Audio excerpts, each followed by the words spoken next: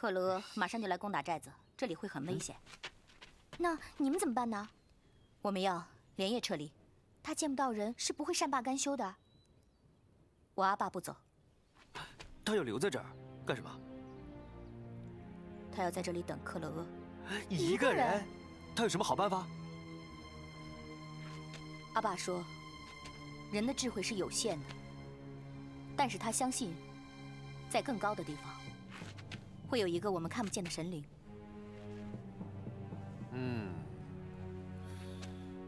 阿爸说，你没有马背上的经历，也没有在这里生活过，所以你没必要跟我们冒那么大风险。那他要干什么？如果你愿意的话，现在就可以离开。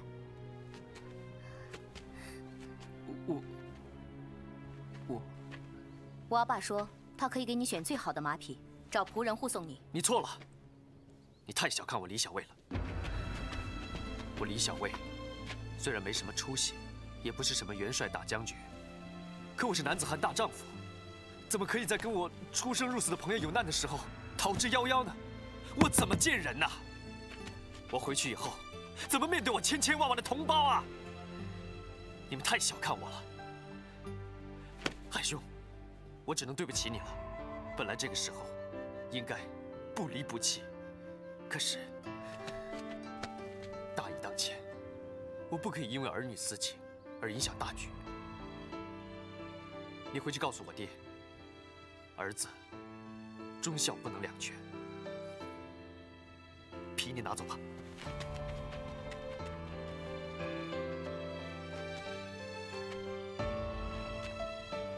搞什么呀？乱套了，全乱套了。那怎么办啊，老爷？要不再去求求克勒？哎，已经去过了，没用的，在这里他就是皇上，还能找谁再想想办法？哎呀，连老爷都，还能找谁去啊？你就没把他拉住？那是当着金珠的面，我怎么拉呀？他不是喝多了马奶酒，犯糊涂了吧？再怎么闹腾，也不是这么个闹法。哎呀，也不能这么说，小卫他好歹也算得上男儿义气。呸！那也不能自己给自己刨坑啊！克勒厄要升帐了，要不我去拦？哎，找死啊你！将军升帐，神鬼绕行。烧点香吧。哎，您还信那个？我信。刚才有人说，人的智慧是有限的，但是要相信，在一个更高的地方，会有一个我们看不见的神灵。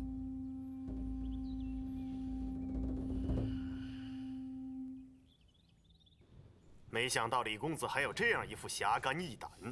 小卫虽然不比古之圣贤，但是泰山崩于前，倒也可以不改其色。我留在这里是为了保护72乡寨的父老，你是为了什么？我要向克勒讨个正义。你也许会白白送死的。生当作人杰，死亦为鬼雄。不好。为什么？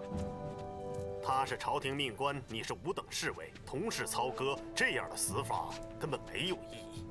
那要看怎么说喽。男儿捐躯，应该战死沙场才对。是啊，是没错。不过小卫呢，生不逢时，没办法轰轰烈烈。不过现在有机会为了一个义字，两肋插刀，那我觉得也不失英雄本色。还是应该做真英雄。是啊，那我请问你，当一个真英雄该怎么做呢？我们看重的是马上的功夫，好男儿应该做的是杀敌立功，你想吗？想，我也是条汉子。好，就应该这样做。你若是想立一立戎马军功，我都可以成全你。这怎么说？张黑果一伙人危害西北几十年。朝廷几次派兵围剿，都没有找到他们的踪影。你是说你知道他们在哪儿？他们自己干了一件傻事。这是张黑果的，对吧？你先前帮金珠找回了佛骨，我就已经另眼相看了。如今又能挺身而出，以命相助，就更让我佩服。我无以为报，就送你一次建功立业的机会。他们现在就在卡拉山口，你只要有足够的勇气，拿着这面旗子，就可以直接进入他们的巢穴。怎么进呢？去呀！即便死，也要战死在沙场上，这才是铁血男儿的本色，才死得其所。不，我觉得呢，能不能让我多待会儿，让我多想想？想什么？想什么？想，是天意呀！对呀，就是天意呀！万事都有神灵在保佑。对，你说的不错啊。这人算不如天算。行，有了，我们现在呢是好哥们了，真是好。既然如此呢，我应该叫你阿爸。阿爸，您放心，您在这踏踏实实待着，外面的事呢交给我，我保您万事大吉呀。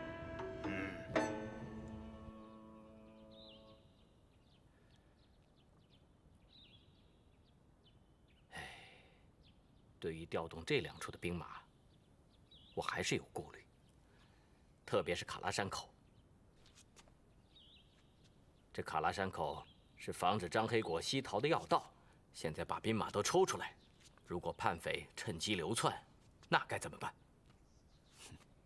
这个张黑果，咱们找了他这么长时间都没见踪影，这几天的功夫就逃窜了？除非他能掐会算。可是皇上的旨意很清楚啊，让咱们找张黑果。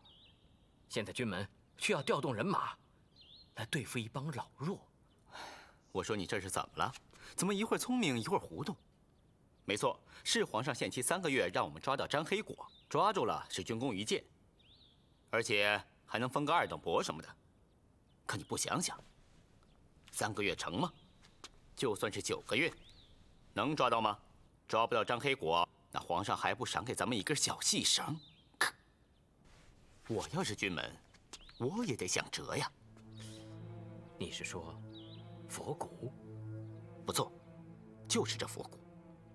我说过，张黑果有腿，这佛骨没腿，而且现在就在眼前，就在阿吉那帮人手里。一群拖男带女的游牧，比那张黑子好对付多了。到时不管用什么招，只要能把佛骨拿到手，老太后一乐，功过相抵，也就万事大吉了嘛。哦，大人，有人闯帐，找死也不挑个地方。什么人？他说他叫李小卫。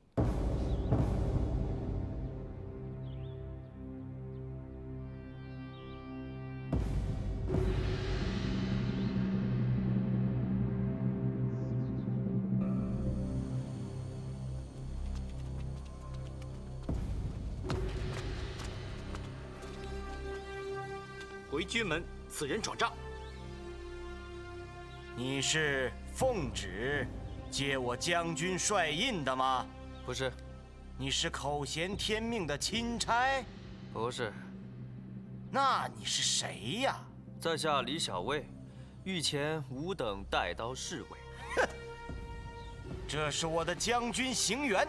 甲胄升帐之时，天子可以不拜，军法森严。别说什么一个5等带刀侍卫，就是阎王爷来了，也得在门口等一会儿。这就是军法，还没有人可以下不为例的。来呀，走，把他给我推出去！砍了！等一下，起身。我有个好东西给你看一下。你家公子是叫李小卫吧？是啊，怎么了？哎呀，他闯了客军门的行辕。啊？什么？完了，完了，完了，完了！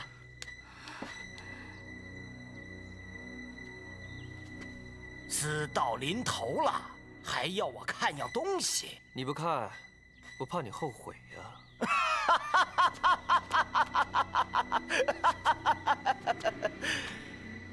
你倒挺幽默。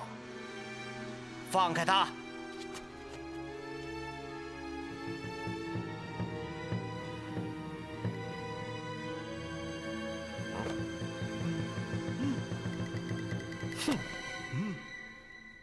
不就一块布吗？没错，它本来就是一块布。哼！啊！张黑果！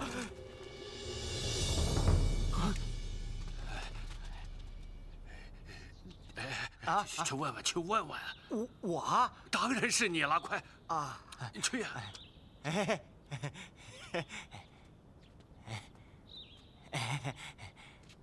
快去呀！老驾，刚才有人闯账。有。人呢？在里面。啊？没推出来，咔嚓了吧？8成快了。8成。哎，老爷！老爷！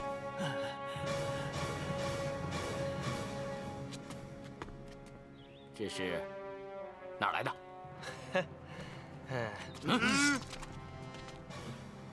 张黑果有一个弟弟，你们知道吗？他弟弟叫张黑山，知道吗？这是，不行啊，这是军机呀，这这么多人不好说啊。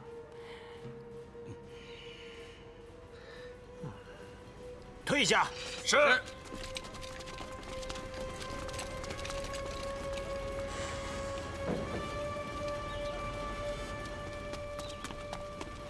老爷出来了。没有啊。哎呀，再问问，再问问啊！老驾，刚才闯账的人呢？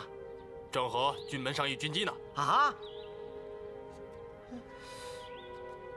哎呀，怎么了？怎么了？快说呀！说是正和军门商议军机呢。商议军机？我怎么有点犯迷糊啊？什么？你还要立个军功，封个2等伯？就凭你吗？难道你真的不知道吗？张黑果是当今皇上的一块心病啊，就像麻将牌里的那个混儿，谁抓着，就算谁的了。而且你不知道啊，我呀，跟陕甘总兵涂海、伊犁将军赵惠关系特好。要是他们知道能有机会抓住张黑果，只要我随便招呼一句，他们都会马不停蹄地赶过来，比他们抢到战利品还快。休抢！他们算什么东西啊？这是老子的差事。哎呀，可是我知道你最近挺忙，也没这份心思。胡扯！那你升帐干什么？哦，想打阿吉部落的主意。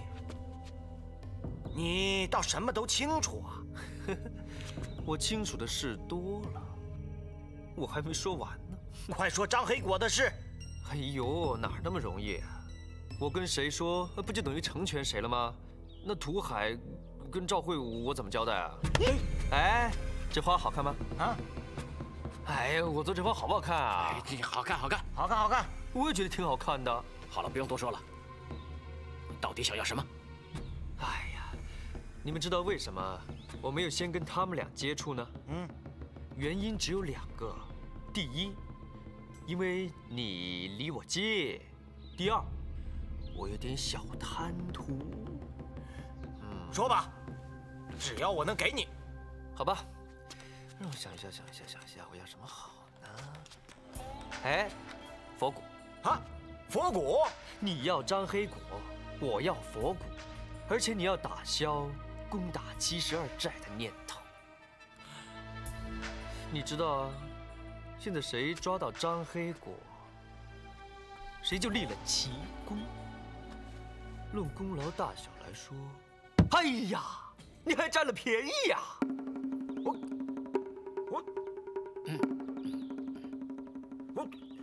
我占什么便宜了？那好吧，哎呀，你们先商量一下，我先出去透透气。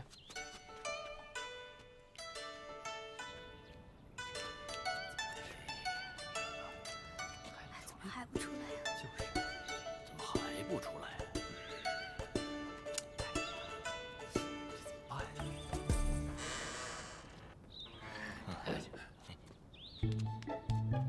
老爷，快看，出来了！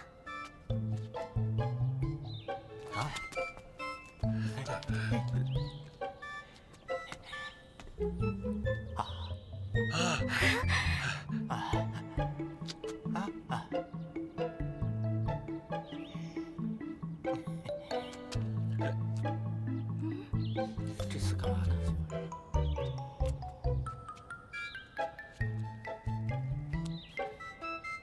搞什么鬼啊，老爷！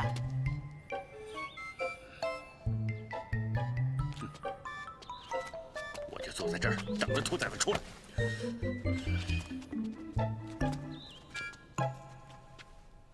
俊们，我看没什么可犹豫的。老子在宝应寺受的那份罪，你们看见了吧？一颗又脏又臭的后槽牙，当的一声扔在我的鼻子底下。俊们，刚才我们还在议论呢。君命难违，3月之限不可不虑，孰轻孰重，不难掂量。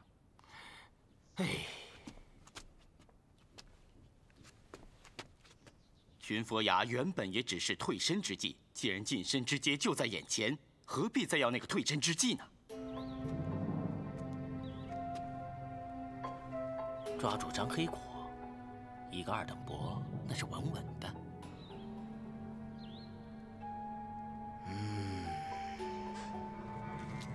哎，商量的怎么样了？快说你的破敌之计吧！哼，总算有见识。不过我跑了一整天的路，有点口干舌燥，是不是应该……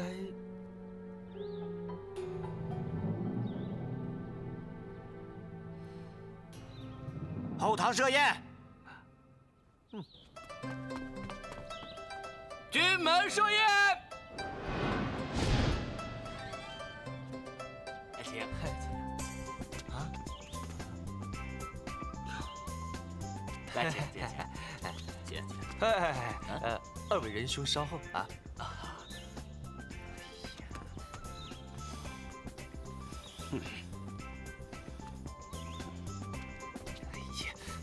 你少爷，走开！您老人家在这坐着干嘛呀？问得好，我还想问问你老人家在干什么？哎呀，我没空跟你解释这个呀。先说正事啊，72寨的祸事呢，我已经摆平了。还有啊，克勒他不会再动兵了。其他的事儿呢，我慢慢再跟你解释啊。喂，不，就这么着好。喂，让开！小魏，少爷。回来了请。听说你们这儿有很多好酒，是吧？好酒有的是。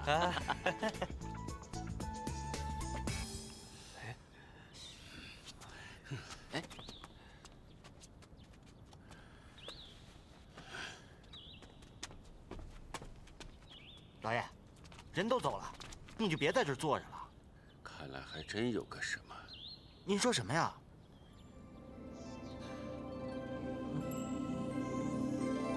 那个，就是那个。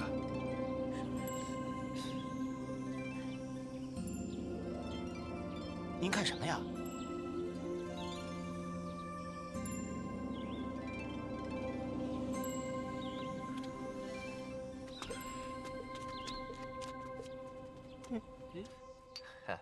来，请。敢问一下，君门是不是要亲自披挂？那要看情形而定啊！据我所知，涂海、赵慧他们每次都是亲临阵前，手刃敌酋，所以呢，皇上才夸他们是真正的满洲勇士。对了，马上骑射，你们是不是比较差一点？涂海、赵慧他们算个鸟啊！他们18般兵器，我们军门样样拿得起来。哎，这么说，你们一定会轻取张黑果的首级了。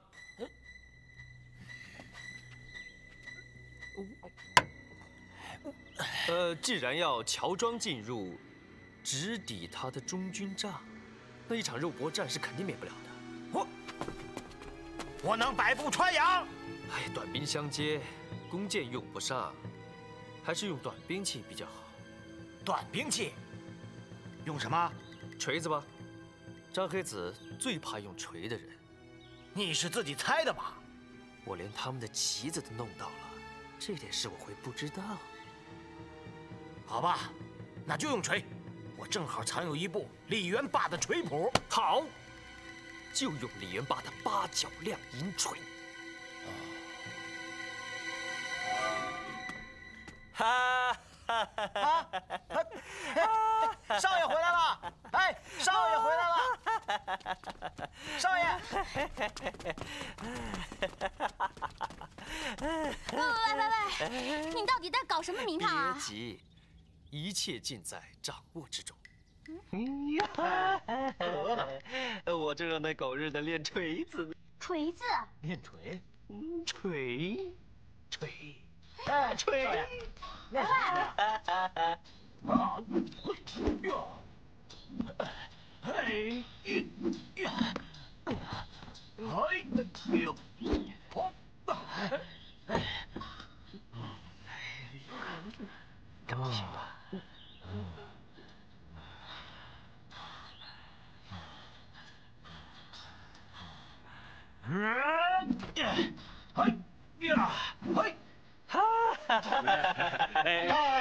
说，这可真是不知道哪块云彩有雨啊！说，云彩有雨啊，这金属锁是金石为开，哇，好烫！哎呀，换了，自古都有福将之说，看来你是当了一回福将啊！哎，说，哎，快说，就连老爷这么聪明的人都没辙了，你就这一招就化险为夷了。是啊，快说。哎呀，其实呢，我也只是厚积薄发而已。这个做人呢是有爹，干什么？如果奶奶在的话，又该说你了。这杯子也是要花钱买的吗？老爷不用跟他计较了，这也是人家修来的福分。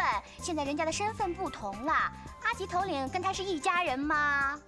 你这说的什么话？谁跟谁是一家人呐？哎，自古都说孔子西行不到秦，有人自以为读了几本圣贤书就高人一等。现在看来，人家阿基头领比那些成天抱着4书5经的人更深明大义呀！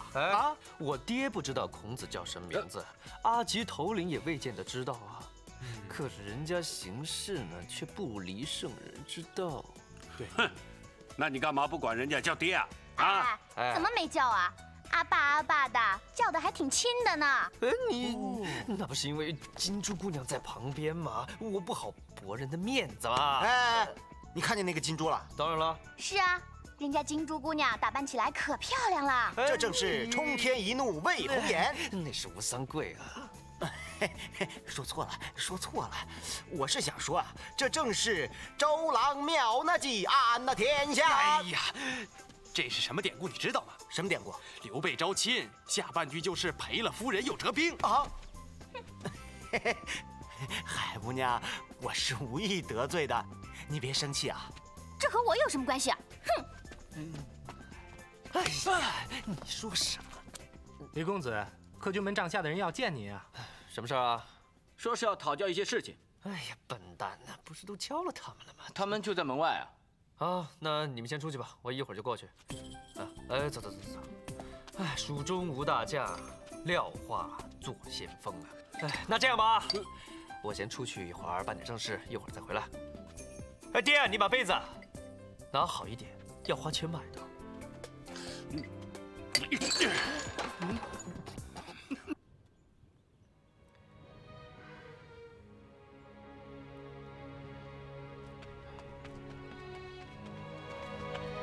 头领，阿爸，你们怎么还不撤离啊？围在咱们2翼的绿营兵全都后撤了，怎么可能呢？是真的，阿爸。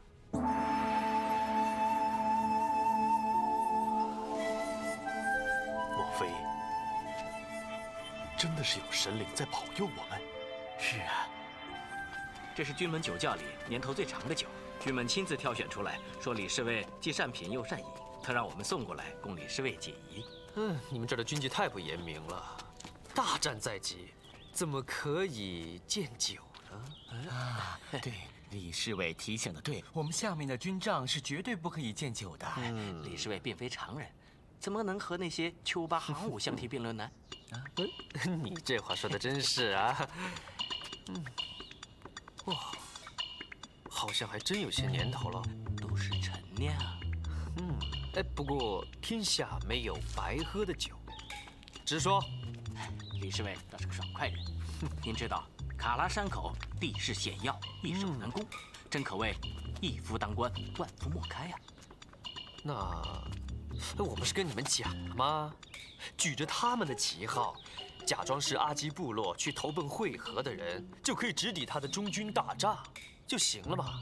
可是这个张黑果横行了西北10几年了，自有过人之处，怕一旦有闪失。哎呀，我不是说了吗？练锤呀！我不是都嘱咐过了吗？这个锤，李元霸锤谱，照着练。这李元霸号称隋唐第一神勇，其锤法甚是精深，我们军门一时半会儿练不会呀。还有张黑果又不可能在卡拉山口久待，战机稍纵即逝啊。等一下，慢，你们想说，直说。我们这么多年一直没有能接见那个张黑果，李侍卫转手之间就有了破敌之策，甚至拿到了他们最为隐秘的黑棋，实在是匪夷所思啊！真所谓运筹帷幄啊！那就请李侍卫再出一计，教教咱们怎么样才能既不正面强攻，又可以免去肉搏呀？还能让我们军门生擒贼首。请您赐教。等一下，你们呢？还是？请讲。先回去，因为本山人需要静一静。明白。静思。我们就在门外等候。请。快把酒拿过来！快！走了啊！请。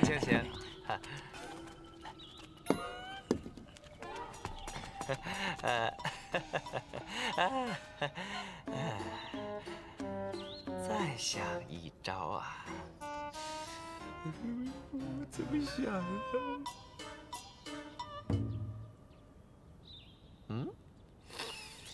啊？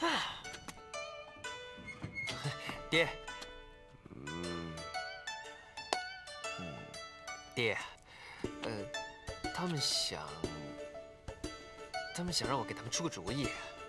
好啊，你现在已经是半仙了吧？他们要的挺急的。好啊，谁的事儿谁急去啊？那我想您能不能帮着？我现在除了能吃饭能睡觉之外，什么都不会。出去，别烦我。爹，你能不能？哎呀，出去！我看着你就眼晕。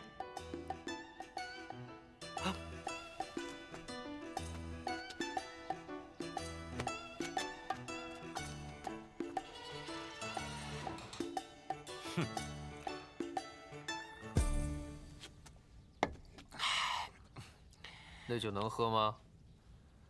喝了酒就得给人出主意啊。那就出呗。人家又不想要练锤，他还想把人拿下，把我当神仙呢。又不让你上去抓人，你管他呢？那2个孙子还在门口等着呢。有就出，没有就拉倒呗。大话说了不能兑现，那不是给自己拉稀吗？你说什么？拉稀？大丈夫一言既出，我不能给自己拆台呀。等等，你刚才说拉稀？拉稀。有了，我们请他们喝酒。你不如再炒2个菜算了。哎，回来，你别急呀。你不是说他们要以阿吉部落的名义送酒上去吗？没错。我们在酒里给他下毒吗？哎呀，下什么毒啊！张黑果那伙人都是老江湖练家子，拿硬筷子一试，什么都试出来了。要下，咱就给他下蟹盐巴豆。接着说。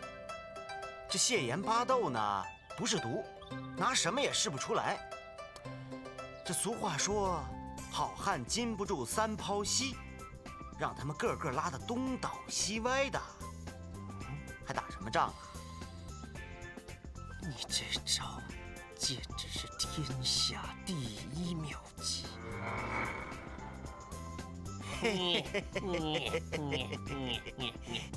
哎呀，你小子是真人不露相啊！哈，你才是大智大勇，你是大智若愚，你有大将之风，有你的！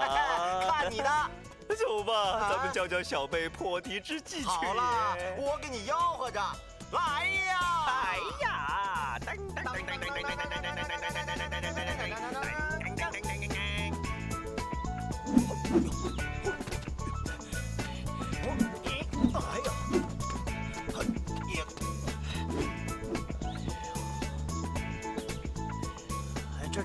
这，哎呦，使点劲儿！是。啊，使点劲儿，使点劲儿！军门啊，有办法了。什么办法？来，请。哎，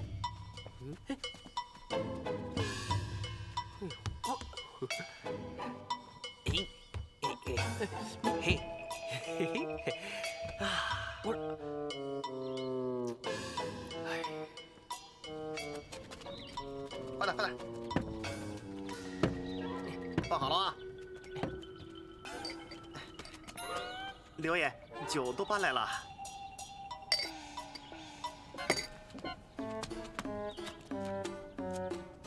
我说你们也太吝啬了吧！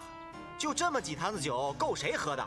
多搬多搬！我说爷，这可都是最好的陈年老窖啊！我可告诉你啊，舍不得孩子套不着狼，舍不得好酒，你们哥几个就自己上去把张黑果给我抓回来。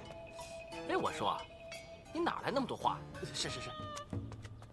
哼，您别生气，他们呢不会办事儿。哎，刘爷，来，您歇着。嗯。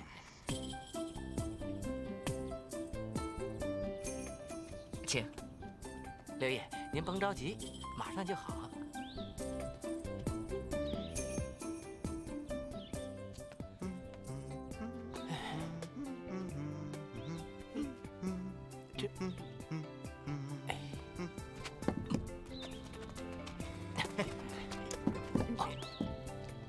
姐夫，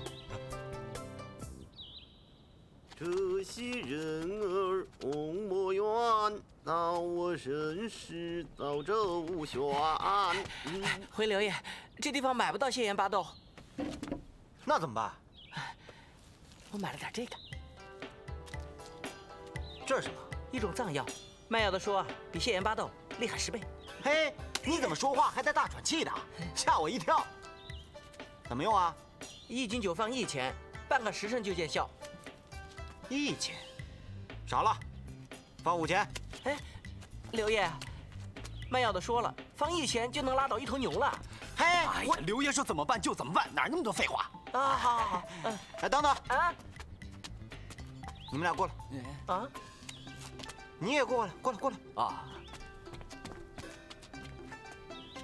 记住啊，上去的时候带2坛不放药的。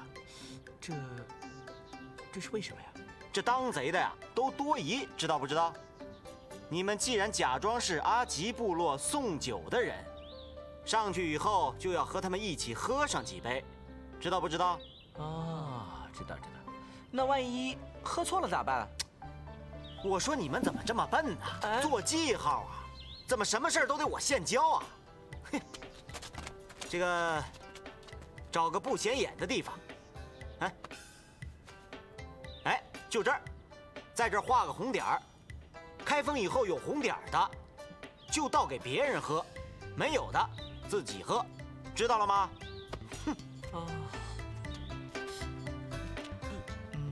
哦，刘爷真高明啊！哎，对了，别弄混了，听见没有？好，快去照刘爷说的办呢。去。这倒也是大路朝天，各走半边呢。哼，老天也要改脾气，瞧着簸箕都成精了。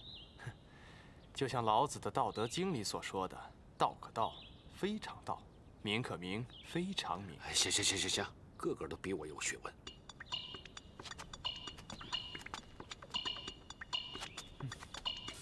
哎，刘爷，您说这口干舌燥的，您喝点茶。哎，对，喝茶。哎，你招呼刘爷，我去里边。好。怎么样，这茶，刘爷？还行。哎，真是强将手下无弱兵啊！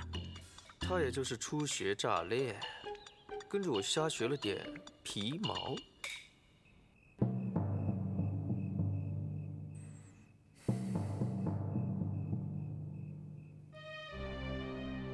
主子还没睡啊？主子这些日子睡得不好。怎么？还不是挂去西北的事儿？听主子老念叨，说圣祖爷三征准噶尔，世宗爷也有西北大捷。听那意思，实在是盼着克勒额能打一场胜仗啊。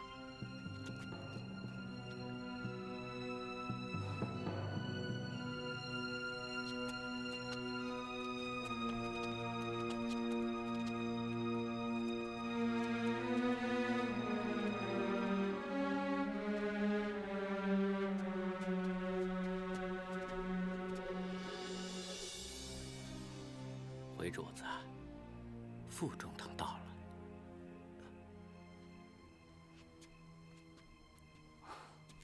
皇上还没歇息？有西北的战报吗？还没有。这场仗让朕等得好辛苦啊。如今府库充盈，国富民安，是少见的盛世光景。主子大可不必。这才更要有武功上的建树。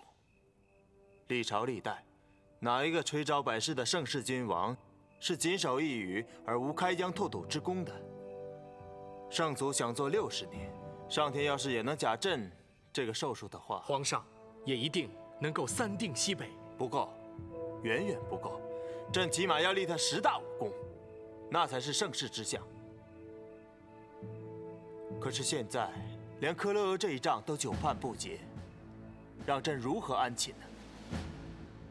臣以为，如何用人，还是最重要的。你是说朕用克勒额是用错人了？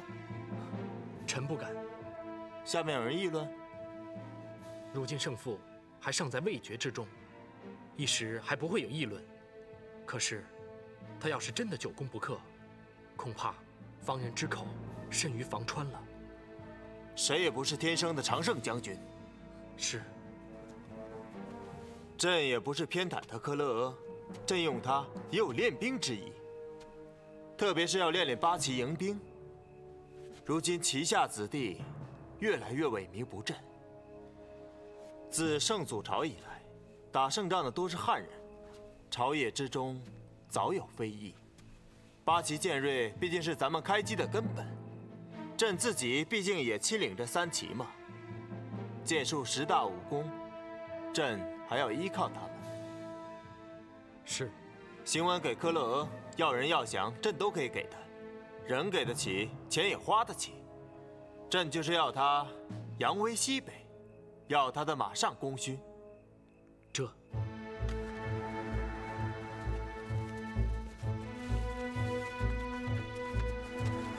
快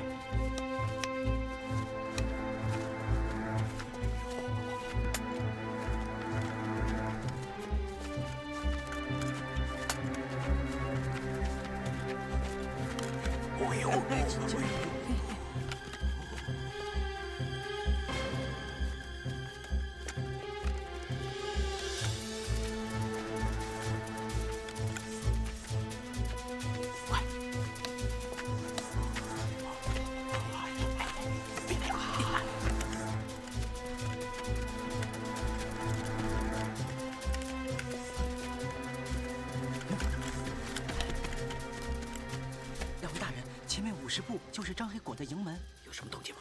灯火通明。灯火通明是什么意思啊？军们，灯火通明，也就是说张黑果让咱们给堵在里面了。军们，上吧！你们再去看看。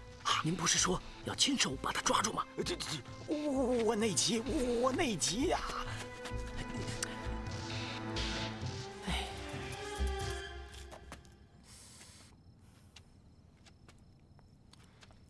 哎，你说，万一我们想的办法不管用怎么办？废话，咱们是谁呀？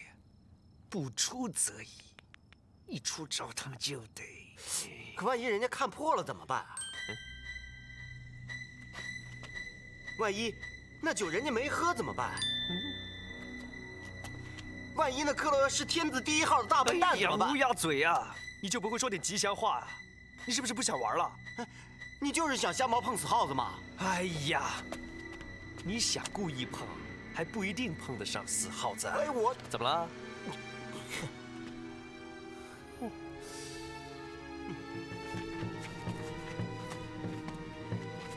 看得见人吗？看不清楚啊。不会跑了吧？马还都拴着呢，不会。会不会有埋伏啊？不像啊。哎，我说，啊，这怎么那么臭啊？是啊，怎么那么臭啊？哎，是不是咱们军门吓得拉裤裆了？不会，听说要打大仗啊，军门2天没吃东西了，不会的。哎，会不会把酒坛子弄混了，喝错酒了吧？不会的，战前早就下了禁酒令，不会有人喝的。隐蔽，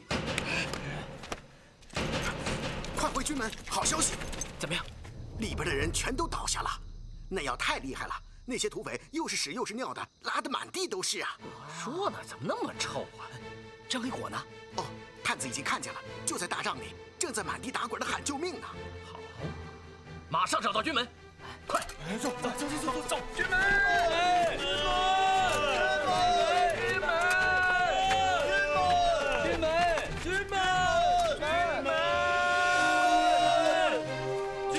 嚷什么嚷？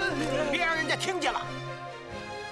军门，您不用怕了，大功告成了。你说什么？张黑果那帮人呐，都拉得已经动不了了。你说的是真的？真的，真的，连刀都不用带，只要多带点绳子就行了。是啊，真的，真的，真的！哎呀，苍天佑我哟！不许笑！什么事啊？不知道。前线告捷，大破贼营，没损一兵一卒。张黑果的大营里臭气冲天，整个像一处屎尿阵。哎，听说啊，连捆都没捆，张黑果、张黑山兄弟是被装在麻袋里抬出来的。对啊。哎呀，你神机妙算，你无师自通，你是诸葛亮在世，你是姜子牙门下，你天下第一，你功高盖世，喝酒庆功。他们这是怎么了？哦，他们家人呢，多少都有点毛病。捷报！西北大胜，红旗报捷！捷报！西北战事大捷。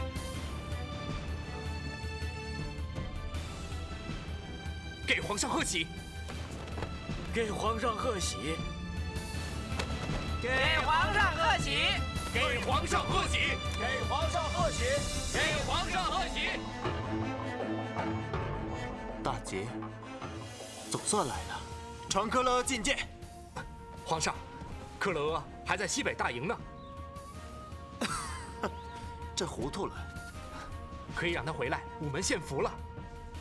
对呀，午门献俘。午门献俘，这要亲自交营10里。